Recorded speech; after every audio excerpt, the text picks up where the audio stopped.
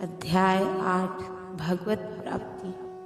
अर्जुन ने कहा, हे भगवान, हे पुरुषोत्तम, ब्रह्मा क्या है, आत्मा क्या है, सकाम कर्म क्या है, यह भौतिक जगत क्या है तथा देवता क्या है, कृपा करके यह सब मुझे बताइए। इस अध्याय में भगवान कृष्ण अर्जुन के द्वारा पूछे गए ब्रह्मा क्या है आदि प्रश्नों का उत्तर देते हैं। भगवान कर्म, भक्ति तथा योग और शुद्ध भक्ति की भी व्याख्या करते हैं। श्रीमद् भागवत में कहा गया है कि परम सत्य ब्रह्मा परमात्मा तथा भगवान के नाम से जाना जाता है। साथ ही जीवात्मा या जीव को ब्रह्मा भी कहते हैं। अर्जुन आत्मा के विषय में पूछता है, जिससे शरीर, आत्मा तथा मन का बोध होता है। वैदिक कोश के अनुसार आत्मा का अर्थ मन, आत्मा, शरीर तथा इंद्रियां भी होता है। अर्जुन ने परमेश्वर को पुरुषोत्तम या परम पुरुष कहकर संबोधित किया है, जिसका अर्थ यह होता है कि वह ये सारे प्रश्न अपने एक मित्र से नहीं अपितु परम पुरुष से उन्हें परम प्रमाण मानकर पूछ रहा था, जो निश्चित उत्तर दे सकते थे। हे मधुसूदन, यज्ञ का स्वामी कौन है और वह शरीर में कैसे रहता है और मृत्यु के समय भक्ति में लगे रहने वाले आपको कैसे जान पाते हैं?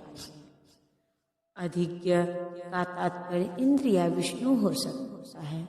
विष्णु समस्त देवताओं में, जिनमें ब्रह्मा तथा शिव सम्मिलित प्रधान देवता है, और इंद्र प्रशासक देवताओं में प्रधान है।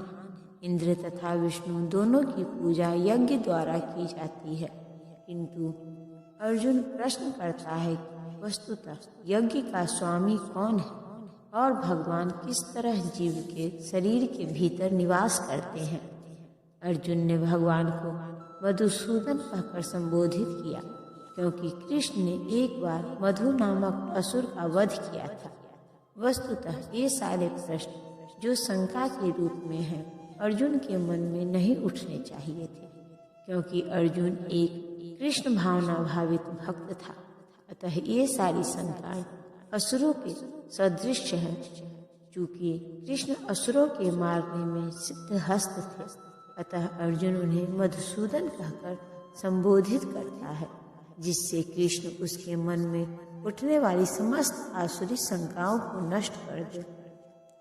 इस श्लोक का प्रणय काले शब्द भी अत्यंत महत्वपूर्ण है, क्योंकि अपने जीवन में हम जो भी करते हैं उसकी परीक्षा मृत्यु के समय होनी है।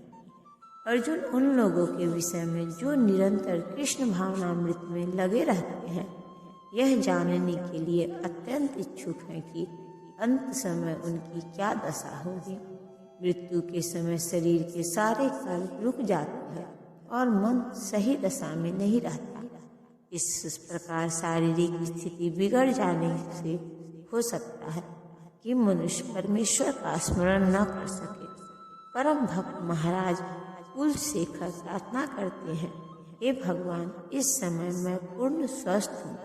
अच्छा हो कि मेरी मृत्यु इसी समय हो जाए, जिससे मेरा मन रूपी हंस आपके चरण कमलों रूपी नाल के भीतर प्रविष्ट हो सके। यह रूपक इसलिए प्रयुक्त किया गया है क्योंकि हंस, जो एक जल पक्षी है, वह कमल के पुष्पों को उतरने में आनंद का अनुभव करता है। इस तरह वह कमल पुष्प के भीतर प्रवेश करना चाहता है। महाराज कुलशेखर भगवान से कहते हैं, इस समय मेरा मन स्वस्थ है और मैं भी पूरी तरह स्वस्थ हूँ। यदि मैं आपके चरण कमलों का चिंतन करते हुए तुरंत मर जाऊं, तो मुझे विश्वास है कि आपके प्रति मेरी भक्ति पूर्ण हो जाएगी।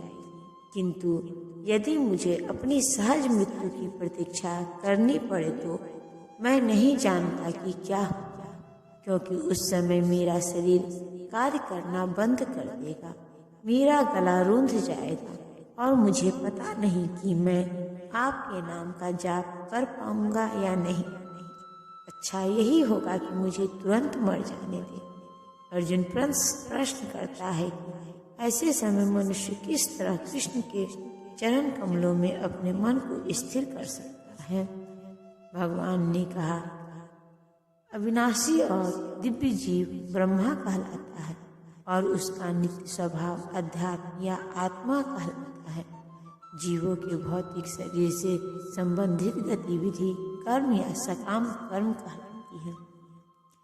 ब्रह्मा अविनाशी तथा नित्य है और इसका विधान कभी भी नहीं बदलता, किंतु ब्रह्मा से परे भी पर ब्रह्म होते हैं। ब्रह्म का अर्थ है कि जीव तथा पर ब्रह्म का अर्थ भगवान है। जीव का स्वरूप भौतिक जगत में उसकी स्थिति से भिन्न होता है।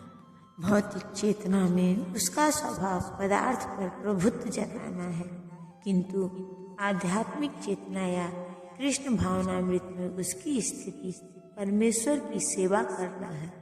जब जीव भौतिक चेतना में होता है तो उसे इस संसार में विभिन्न प्रकार के शरीर धारण करने पड़ते हैं। यह भौतिक चेतना के कारण कर्म अथवा विविध सृष्टि कहलाता है। वैदिक साहित्य में जीव को जीवात्मा तथा ब्रह्म कहा जाता है, किंतु उसे कभी पर ब्रह्म नहीं कहा जाता। जीवात्मा विभिन्न स्थितियां ग्रहण करता है। कभी वह अंधकारपूर्ण भौतिक प्रकृति से मिल जाता है और पदार्थ को अपना स्वरूप मान लेता है, तो कभी वह परा आध्यात्मिक प्रकृति के साथ मिल जाता है।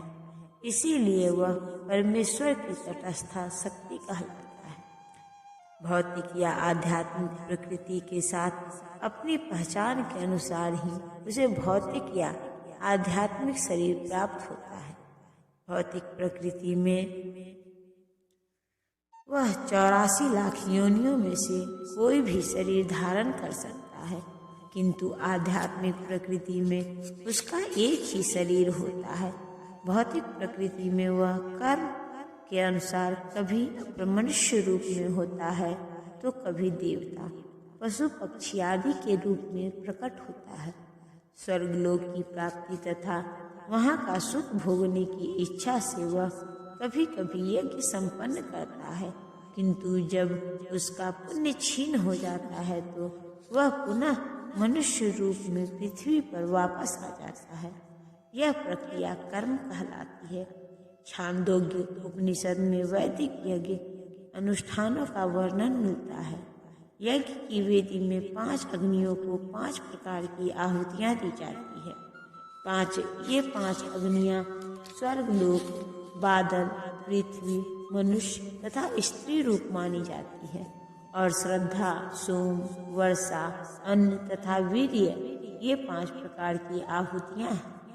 यज्ञ प्रक्रिया में जीव अभिष्ट स्वर्गलोकों की प्राप्ति के लिए विशेष यज्ञ करता है और उन्हें प्राप्त करता है। जब यज्ञ का पुण्य क्षीण हो जाता है तो जीव पृथ्वी पर वर्षा के रूप में उतरता है और अन्न का रूप ग्रहण करता है। इस अन्न को मनुष्य खाता है, जिससे यह वीर्य में परिणत होता है, जो स्त्री के गर्भ में जाकर फिर से मनुष्य का रूप धारण करता है।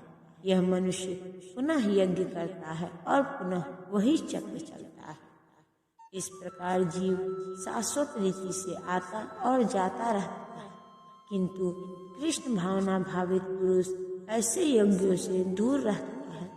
वह सीधे कृष्ण भावनामृत ग्रहण करता है और इस प्रकार ईश्वर के पास वापस जाने की तैयारी करता है।